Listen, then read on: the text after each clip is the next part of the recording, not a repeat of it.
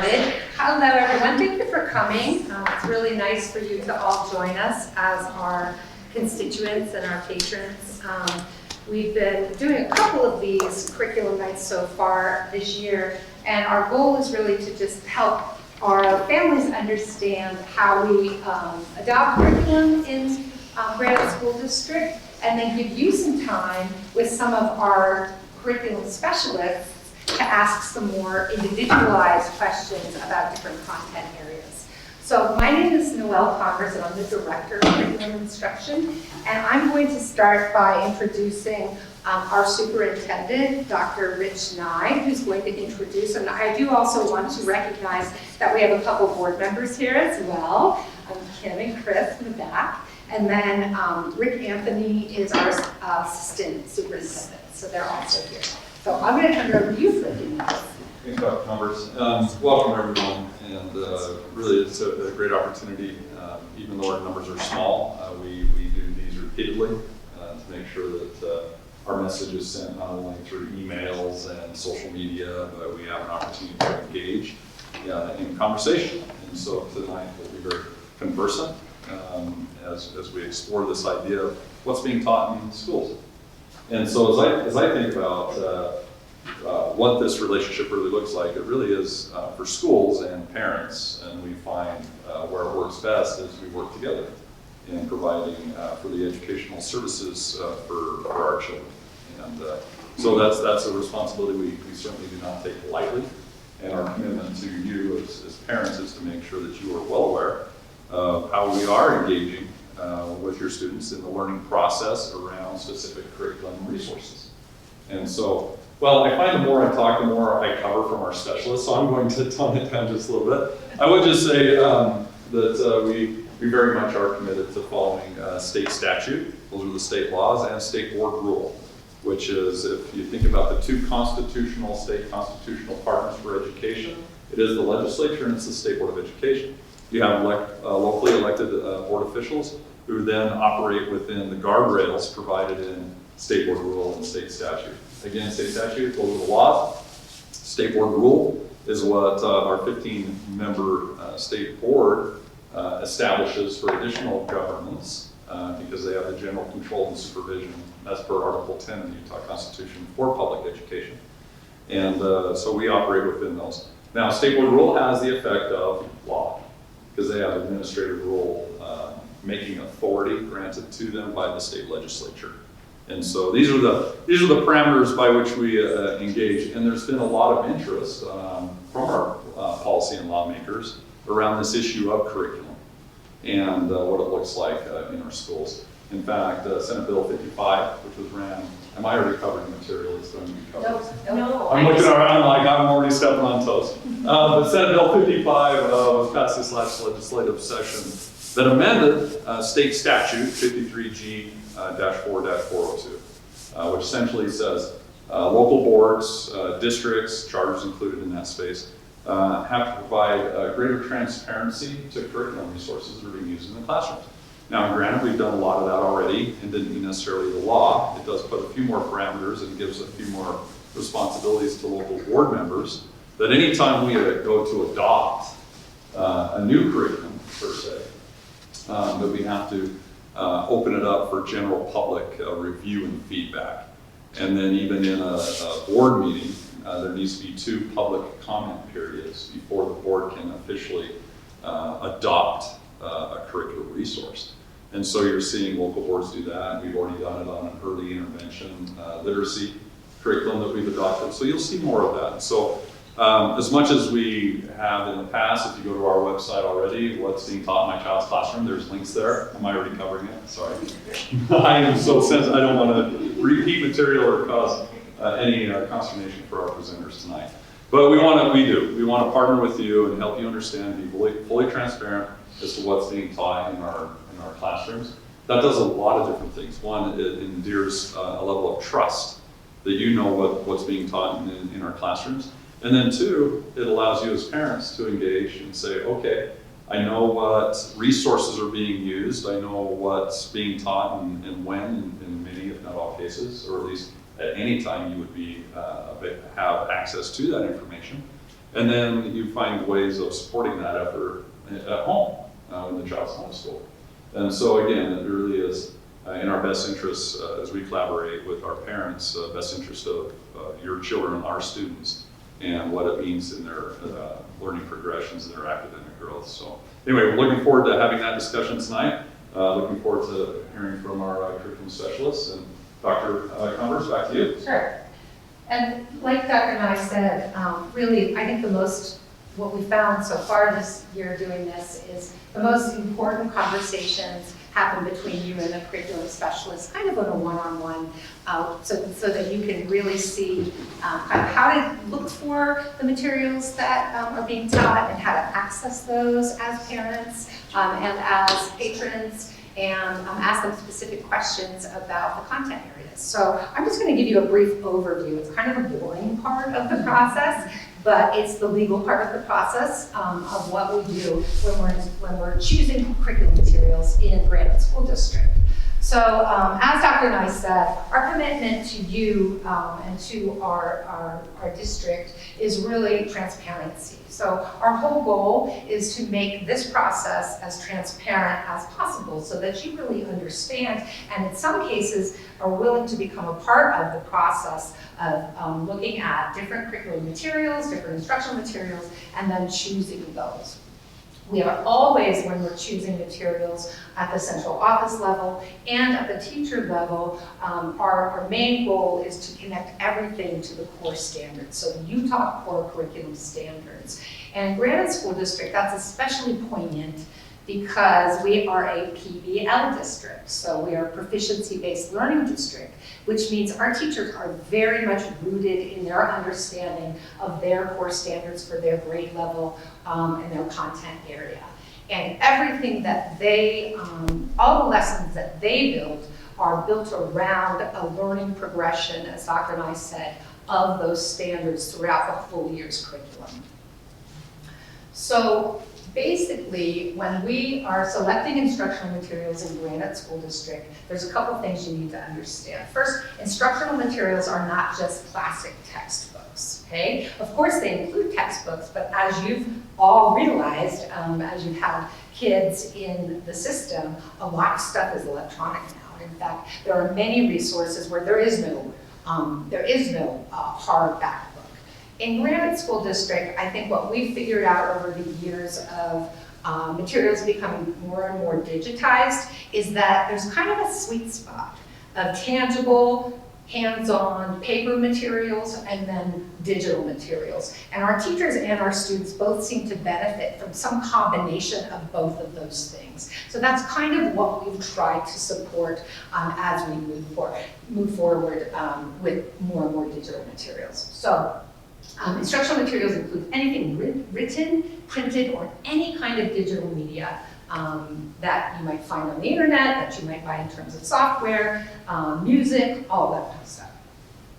All of our central adoptions adhere to a specific policy. So Article 10A6, learning materials, spells out in policy that's been board approved all of the steps that we have to follow, and those are very, very much rooted in the legislation that has been passed. So it's very specific. They spell out everything. And I won't really go into that, but we'll make a copy of this presentation available, and you can click into that, or you can find that on our website and read it word by word for the length that it is. But it spells out all the specific steps. And I'll talk about a few of the important ones. What you should know is that the content areas of ELA, English Language Arts, math, and science to a certain extent, those are our central curriculum adoptions. So when we adopt those curriculum materials, we adopt those district-wide for the entire, for every school and the grade levels that are indicated. So for example, we just did a 6-8 and a K-5 math adoption last year. And we'll be doing an elementary, a K-5 ELA adoption, starting the RFP, which is a request for proposal this year, for adoption for next year. So just to get an idea of what we do, I'll talk about those steps. But the main thing you need to understand there is that ELA, math, and science are the main ones we do district-wide. The rest of those, of the content areas are supplemental. So the schools and the teachers are responsible for adhering to the core standards and then using supplemental materials that we have available. And those can be state-approved open educational resources. Those can be resources that are adopted at the school level, and they can be teacher-chosen materials. Parents are part of our formal adoption process. So they sit on our RFP committees. And if you're ever interested in being a member of an RFP, I'll tell you straight away, it's not an easy, kind of a light-hearted process. It's a pretty heavy one, and it takes weeks and weeks to kind of go through the materials that get submitted for review. But if you have, for example, a specific background in one of our content areas and you feel like you could really contribute, we're always looking for parents to participate in our RFP process. So, for example, if you're interested in elementary ELA, it's coming up. And so if you have a background and you're really interested in that adoption, please feel free to let us know, and we'll walk you through the steps of how you become a part of that process. In addition to our core adoptions, the ones that we do district-wide that are central adoptions, teachers use supplemental materials. Like I said, many content areas do not have a central adoption simply because it's not needed. It's too differentiated by the different content area to need a district adoption. And so teachers have the flexibility to use supplemental materials that are at the classroom level and choose those as long as they adhere to the core standards, okay, and they follow our district policies. So we have very specific guidelines for teachers that spell out how they should select supplemental materials, and I'll go into that. So supplemental materials must be age and developmentally appropriate. That makes sense, right? You're teaching kids, they need to understand it, so it has to be age appropriate and developmentally appropriate.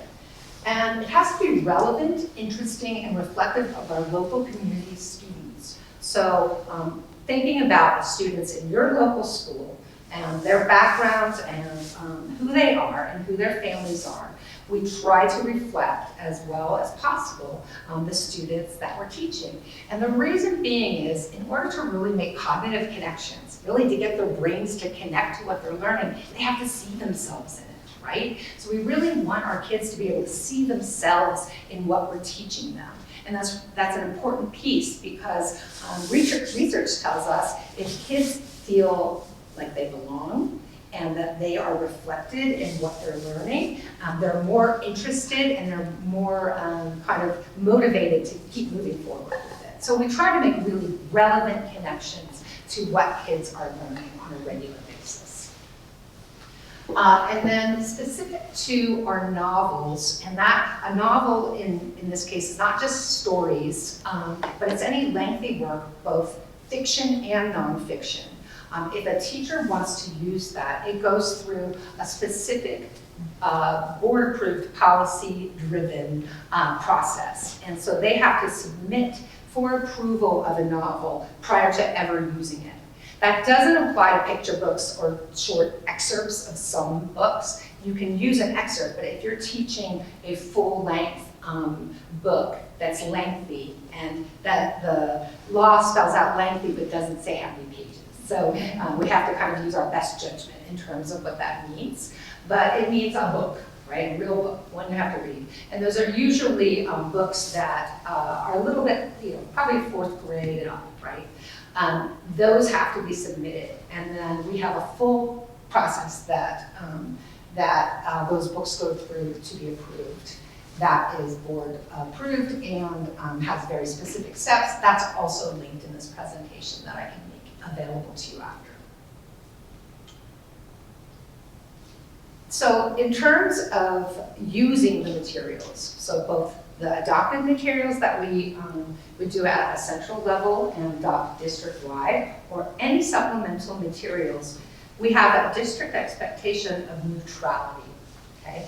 And what that really means is our teachers really need to be the facilitators of the learning, right? So they're not there with their personal opinions or their personal perspectives, but they're there to navigate students' perspectives, students' opinions, and to be that individual who's helping them to identify maybe what their thinking is, what their argument might be for a specific stance on something. Lots of our core standards have to do with students developing their own ideas and their own arguments for or against things, okay?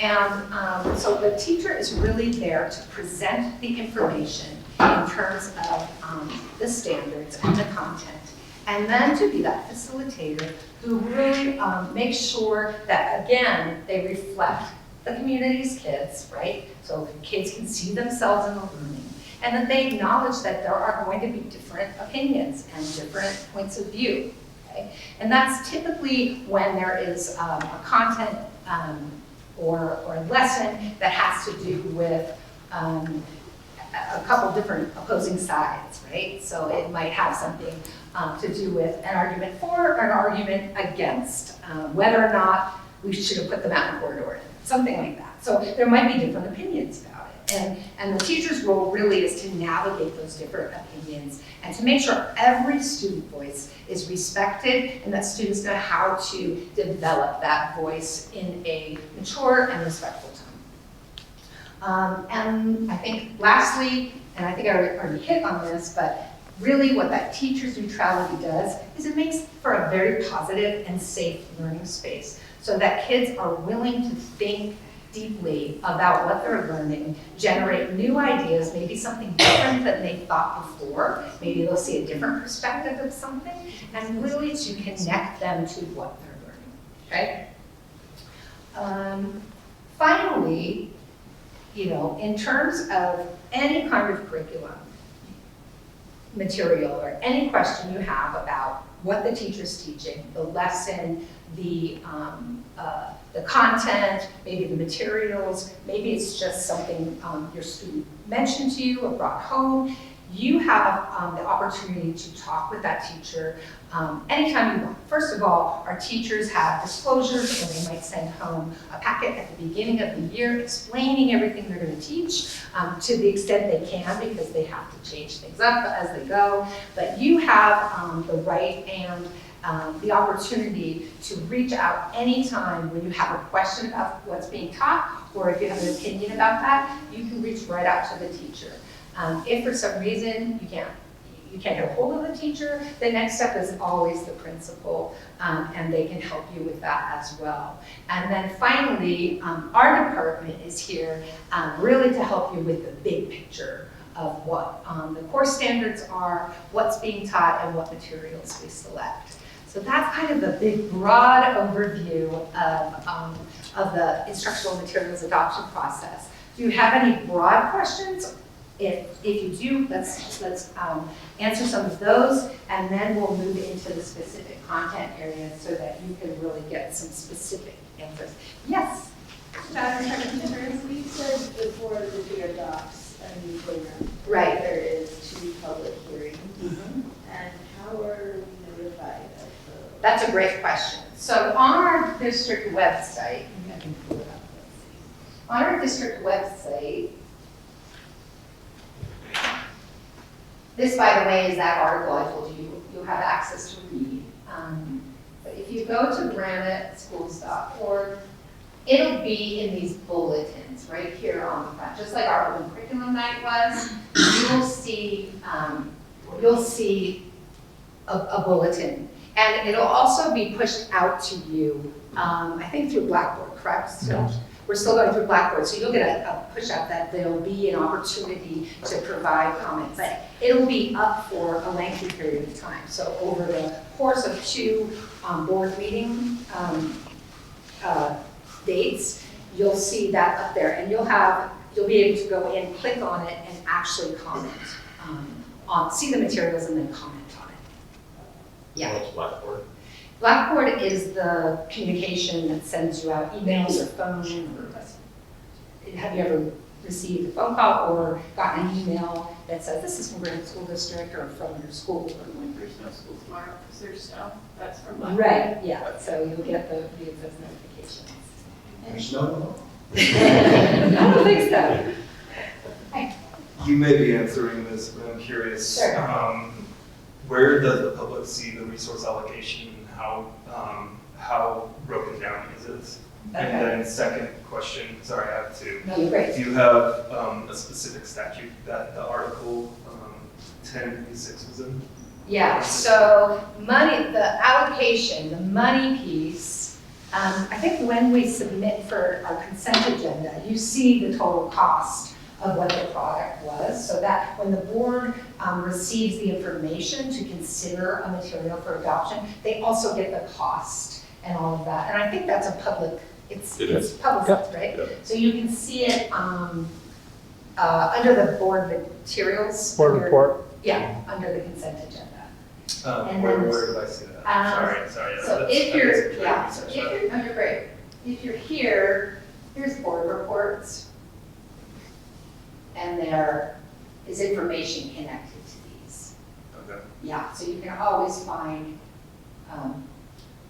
the past or the board meetings coming up right there on the front page. And then what was the second? Do you have the specific state statute that included the article that you were? It's 55, right? Is that the? It's in the article. When you pull it up, it'll, I think it gives the state So, statute yes, as which well. one are you looking at, right? So the state law that governs around the curriculum and job adoptions, there's been a few in the last couple of years, but the most recent was 53G-4-402. Speaks to specific, I'm sorry, can you repeat that? yeah, 53G-4-402. And that provided the additional guardrails around, or parameters or expectations. So this particular piece, I believe what you're referring to in terms of an article, is board policy. Yeah, so I think at the end of that link, and we'll post this slide deck, you'll see all the code that it applies to. Thank you. Other general questions about instruction? There's no bad questions. So. Are there ways that core value with core curriculum, what did you call that initially, standards? The core standards. Do the students learn about what they are? That's a great question. I could do a whole night on that. But increasingly, our goal in instruction is to, like I said, really involve the kids in their own learning. Research shows that is the best, that the kids learn best when they're really aware of what they're supposed to be learning. And so there's a thing called, that we now are really working with teachers on, called learning intentions and success criteria. So learning intentions are really the goals for the lesson, right? They're the goals that the teacher has based on the specific standards in whatever area they're teaching. And that's the Utah core standards. And then what we do is in student-friendly language, we do things, and maybe you've heard these, like I can statements or essential questions. And kids really learn that what they will be able to do by the end of the lesson or by the end of the unit. And then they measure where they are right now and reflect about that compared to where they're going. And then when kids are metacognitive, that's what we call it, when they're reflective about where they are and where they need to go, they're more engaged in learning it. And so we try to make it really, really relevant and interesting to them, but we also try to be really transparent with kids of this is what you're going to be able to do by the end of this, and this is why it's important. So that's kind of our goal. We're a work in process, but many teachers have really captured the importance of doing that, and they do it regularly. As if you go into a classroom, you might see them posted on the walls or on the board. Thank you for that question. That's a great question.